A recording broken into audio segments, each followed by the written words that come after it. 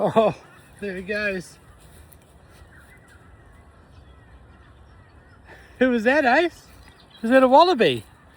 Some of the benefits of living in Australia is you get to see wallabies while you're out on your morning walk. Pretty rad. Look at this morning here. It's amazing, eh? So, rainy day today. Thought it'd be a good day to talk about weather. Weather in New Zealand, if you're a Kiwi, is can be pretty hairy from time to time. Depends where you live. My name is Alan Rath, and I'm sharing a bit of content and my experience of what it's like being a Kiwi that spent pretty much all of his life living in New Zealand, and then in January 2025 moved with my family to the Gold Coast in Australia. And look at me, I'm just like cutting through the bush here. You know, it wouldn't be that long ago that I was scared that I was going to get ticks in my head and snakes dropping in to my boots, and you know, a bunch of random things that I think Kiwis think of when they think of Australia. Just going to cross this pond here, and look at this. This is just down the road from my house. What an epic spot, eh?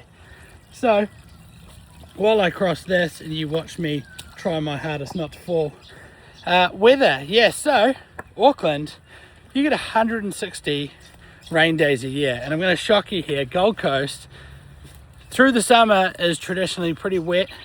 It gets the bottom of the wet season, so the Gold Coast gets 120. Did I say that Auckland gets 160? So Auckland gets 160, Gold Coast gets 120. I mean, it seems like even Stevens. I don't want to oversell you and just say that the Gold Coast is epic, you know. Oh, you're getting bombed by the crow. Birds are a lot bigger here. Every morning when we walk through this one little bush track, my dog Ace, he's getting attacked again, gets attacked by the same crow. So I think it's like a seasonal thing where the crows come down and start attacking people and dogs and stuff. So I might have to get him some sort of like dog backpack that has eyes, like big eyes on the back, so it doesn't attack him. And it hasn't attacked me yet.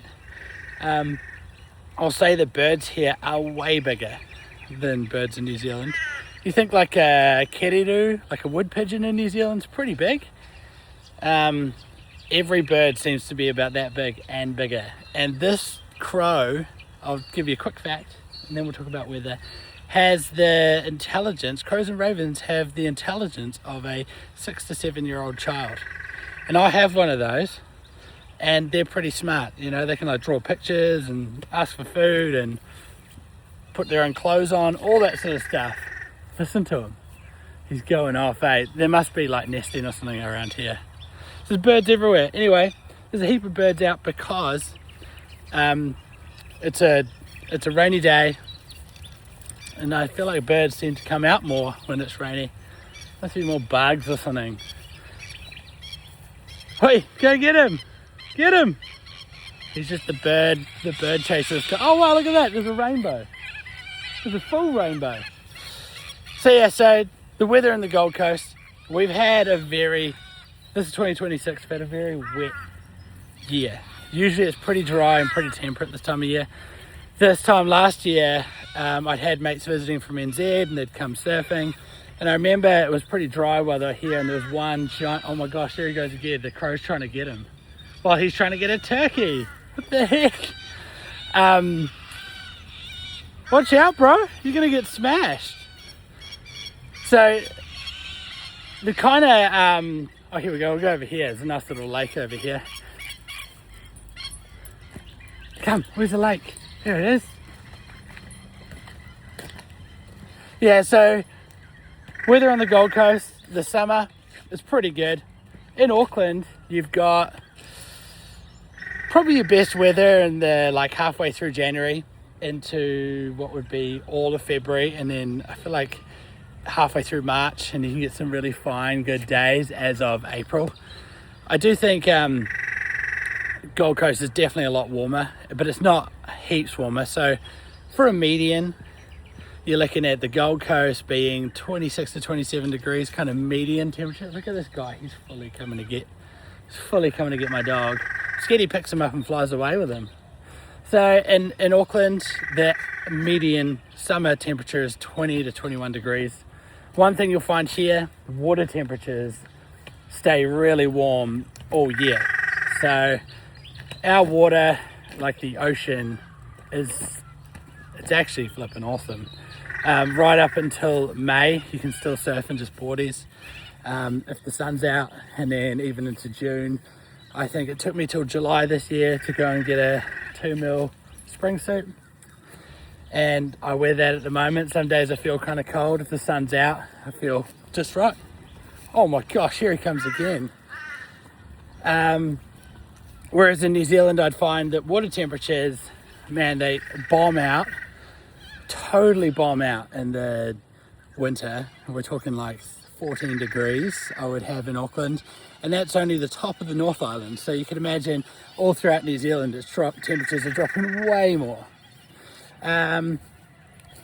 So definitely a lot nicer to go in the water. One thing I do find is, now that I've been here over a year and a half, I've climatized. So we've had what felt like a really cold winter, and we are in the Gold Coast, and it can be pretty dry. And on those clear nights, I feel like it's like 8 degrees when I go outside and when I wake up in the morning.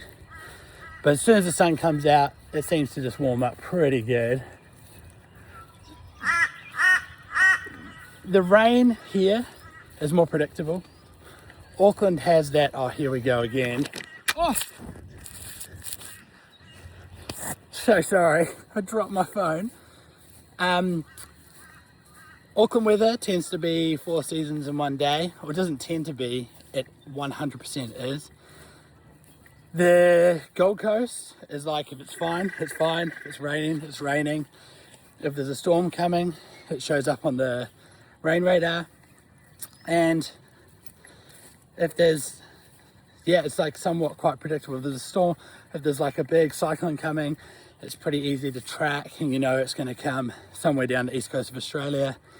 So the weather is somewhat more predictable. So I would say if you are trying to do like a kids party, I have 3 kids, so I know what this is like.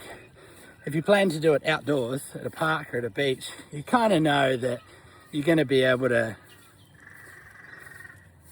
have that party, and it's highly likely the forecast is going to stay what it is. Whereas in Auckland, you could be like, it's looking good, and you get all set up, and a random wind and rain just comes through and wets everything for like 10 minutes, and then the sun comes out again.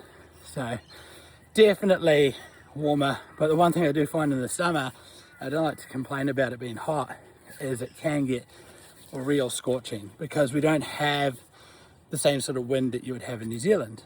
So you can imagine in NZ, it's a little island compared to Australia, and it's like the weather just doesn't see the mainland, as mainland like it would Australia. So, oh, here we go, zoomies.